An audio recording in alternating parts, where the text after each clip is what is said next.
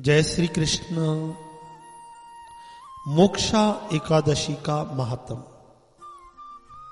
धर्मराज युधिष्ठिर जी महाराज पूछते हैं, देव देवेश्वर, मैं पूछता हूं मार्ग शीर्ष महीने के शुक्ल पक्ष में जो एकादशी होती है उसका नाम, विधि और किस देव का पूजन किया जाता है।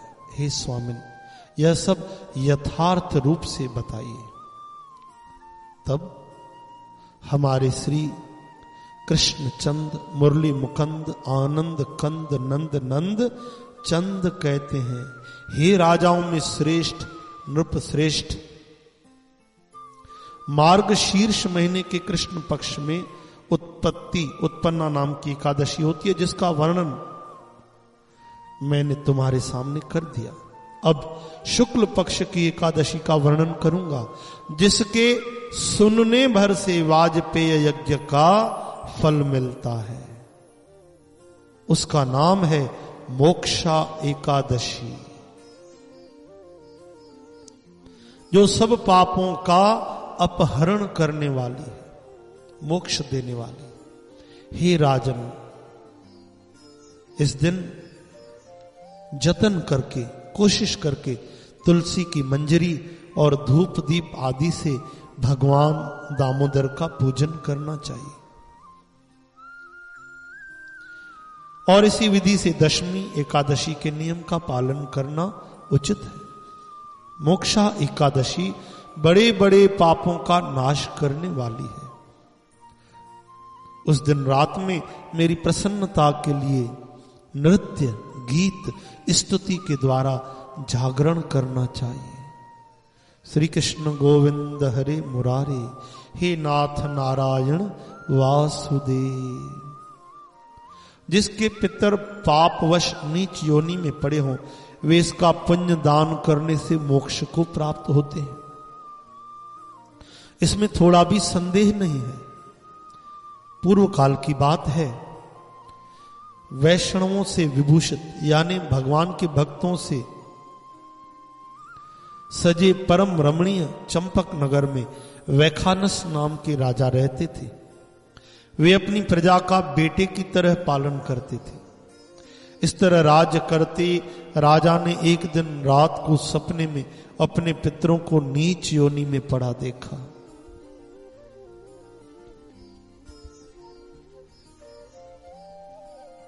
उन सबको इस अवस्था में देखकर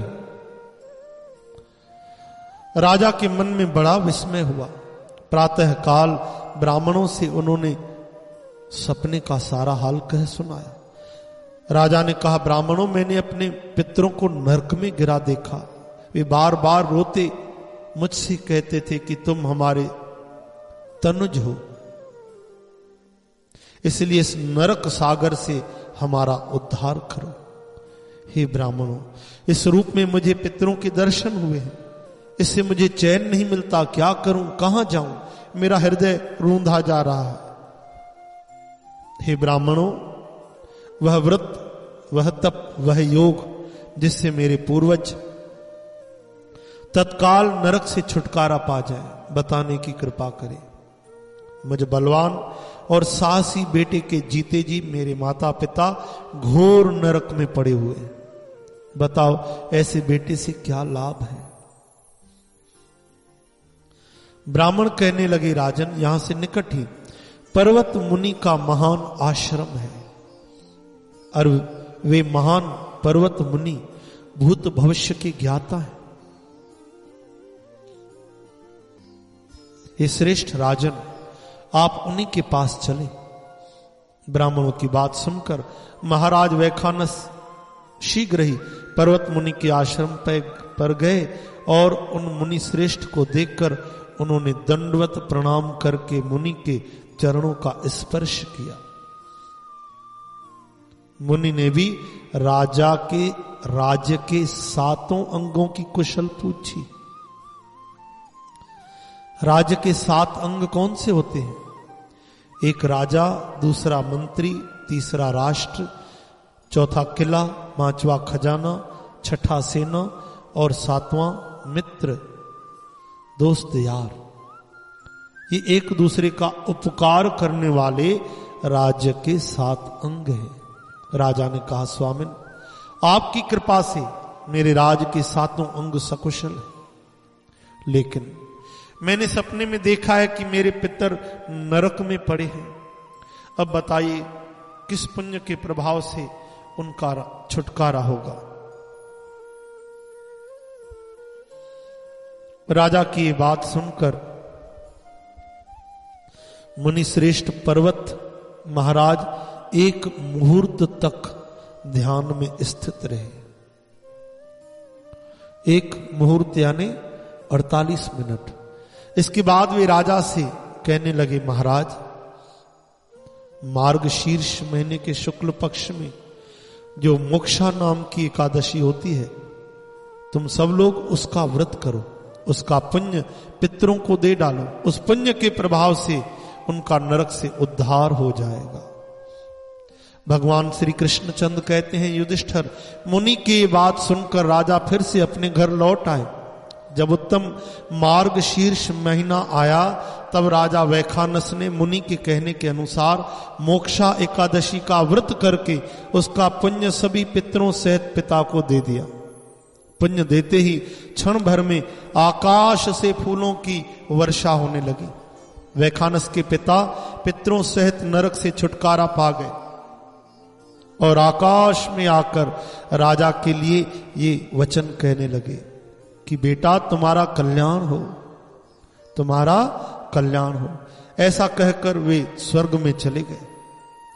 राजन, जो इस तरह कल्याणमयी मोक्षा एकादशी का व्रत करता है उसके सभी पाप नष्ट हो जाते हैं, मरने के बाद मोक्ष भी प्राप्त कर लेता है।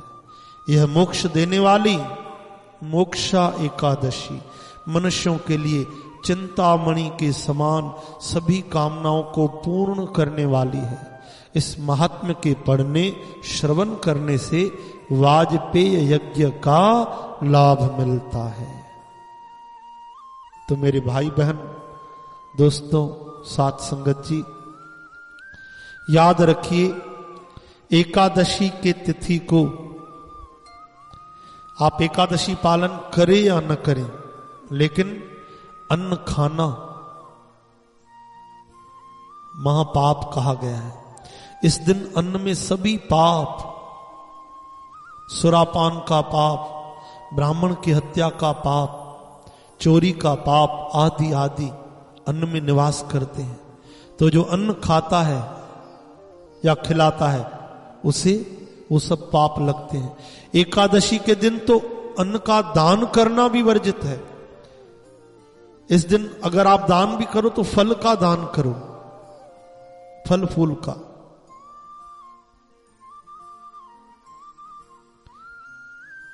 तो एकादशी का आप पालन करें, और अगर आप व्रत नहीं भी कर पाते तो अन्न न खाएं, फलाहार लें, दूध लें और सब लें, लेकिन कीर्तन जरूर करें, भगवान की भक्ति करें, जिसके श्रवण भर से वाजपेय यज्ञ का लाभ मिलता है।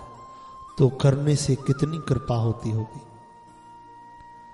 सो हर एकादशी का पालन करें और ये पवित्र सत्संग आप दूसरों को भी सुनाकर उनका भी कल्याण करें, श्री हरि की कृपा प्राप्त करें। और सदैव निःशुल्क सत्संग, भजन, कथा, कीर्तन, गुरवाणी श्रवण करने के लिए आप संपर्क करें 0932964213 पर। धन्यवाद। बोल वृंदावन बिहारी लाल की जय, एकादशी माता की जय, तुलसी माता की जय, गौ माता की जय, जगत गुरु श्री चंद्र भगवान की जय, बाबा भगत राम साहब की जय, श्री वरुण देव महाराज की जय। जय जय श्री राधे। नमः पार्वती पतये। हर हर महादेव, हर हर महादेव, हर हर महादेव। जय श्री कृष्ण, जय श्री कृष्ण। गोपाल दामोदर दीन दयाल दुख भंजन पूरन कृपाल।